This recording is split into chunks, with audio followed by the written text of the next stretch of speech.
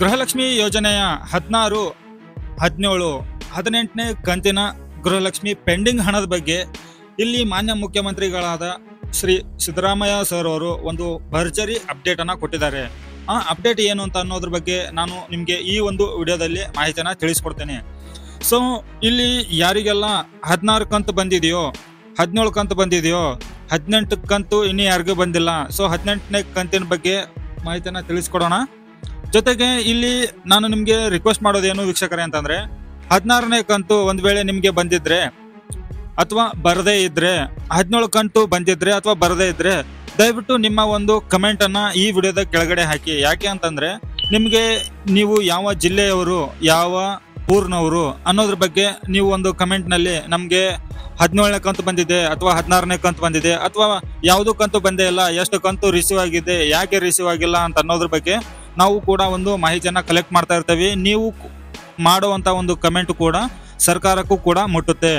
So ಹಾಗಿದ್ರೆ ಈ ಒಂದು ಸೋಷಿಯಲ್ ಮೀಡಿಯಾದಿಂದ ನಿಮ್ಮ ಒಂದು ಅನಿಸಿಕೆ, ಅಭಿಪ್ರಾಯಗಳು ಸರ್ಕಾರಕ್ಕೆ ಮುಟ್ಲಿ ಅಂತ ಹೇಳಿ ತಿಳಿಸುತ್ತಾ ಈ ಒಂದು ವಿಡಿಯೋನ ಶುರು ಮಾಡೋಣ. ಈ ವಿಡಿಯೋನ ಶುರು ಮಾಡೋಕ್ಕೂ ಮೊದಲು ಚಾನಲ್ಗೆ ಸಬ್ಸ್ಕ್ರೈಬ್ ಮಾಡ್ದೇನೆ ನೋಡ್ತಾ ಇದ್ರೆ ಚಾನಲ್ಗೆ ಸಬ್ಸ್ಕ್ರೈಬ್ ಮಾಡಿ, ವಿಡಿಯೋಗೆ ಒಂದು ಲೈಕ್ ಕೊಡಿ, ಆದಷ್ಟು ನಿಮ್ಮ ಅನಿಸಿಕೆ ಅಭಿಪ್ರಾಯಗಳನ್ನ ಈ ವಿಡಿಯೋದ ಕೆಳಗಡೆ ಕಮೆಂಟ್ ಮಾಡಿ ವಿಡಿಯೋನ ಶೇರ್ ಮಾಡಿ. ಸೊ ವೀಕ್ಷಕರೇ ನೋಡಿ, ಇಲ್ಲಿ 16ನೇ ಕಂತು, 17ನೇ ಕಂತು ಯಾರಿಗೆ ಬಂದಿದೆಯೋ ಅಥವಾ ಬರದೇ ಇದ್ದವರು ಕಾಯ್ತಾ ಇದ್ದೀರೋ, ಪೆಂಡಿಂಗ್ ಹಣ ಎಷ್ಟು ಇದೆ ಅನ್ನೋದ್ರ ಬಗ್ಗೆ ಇಲ್ಲಿ ಒಂದು ಅಪ್ಡೇಟು ಸರ್ಕಾರದಿಂದ ಸಿಕ್ಕಿದೆ. ಒಂದು ಸಭೆಯಲ್ಲಿ ಮಾತನಾಡುವಾಗ ಮಾನ್ಯ ಮುಖ್ಯಮಂತ್ರಿಗಳು ಈ ಒಂದು ಅಪ್ಡೇಟ್ ಅನ್ನ ಕೊಟ್ಟಿದ್ದಾರೆ. ಆ ಒಂದು ಅಪ್ಡೇಟು ಏನು ಅಂತ ಅನ್ನೋದಾಯ್ತಂತಂದ್ರೆ, ಗೃಹಲಕ್ಷ್ಮಿ ಯೋಜನೆಯ ಪೆಂಡಿಂಗ್ ಹಣ ಎಷ್ಟು ಇದೆ, ಆ ಹಣ ಯಾವಾಗ ರಿಲೀಸ್ ಮಾಡ್ತಾರೆ ಅಂತ ಅನ್ನೋದನ್ನ ಅವರು ಖುದ್ದಾಗಿ ಹೇಳಿದ್ದಾರೆ. ಸೊ ವೀಕ್ಷಕರೇ, ಇಲ್ಲಿ ನಾನು ನಿಮಗೆ ಒಂದು ವಿಡಿಯೋ ಕ್ಲಿಪ್ ಅನ್ನ ತೋರಿಸ್ತೀನಿ. ಆ ಒಂದು ವಿಡಿಯೋ ಕ್ಲಿಪ್ ಅಲ್ಲಿ ಮಾನ್ಯ ಮುಖ್ಯಮಂತ್ರಿಗಳು ತಮ್ಮದೇ ಒಂದು ಸ್ಪಷ್ಟನೆಯನ್ನ ಕೊಟ್ಟಿದ್ದಾರೆ.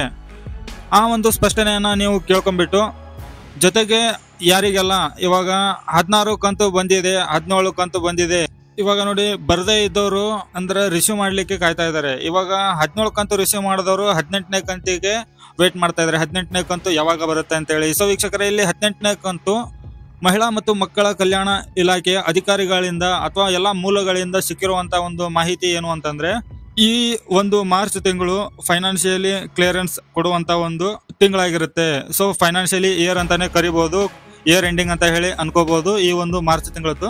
ಸೊ ವೀಕ್ಷಕರೇ, ಈ ತಿಂಗಳಲ್ಲಿ ನಿಮ್ಗೆ 18ನೇ ಕಂತು ಕೂಡ ರಿಲೀಸ್ ಮಾಡ್ತಾರೆ ಅಂತ ಹೇಳಿ ಈ ಒಂದು ವಿಡಿಯೋದಲ್ಲಿ ನಾನು ನಿಮಗೆ ಮಾಹಿತಿಯನ್ನ ತಿಳಿಸ್ಕೊಡ್ತಾ ಇದ್ದೀನಿ.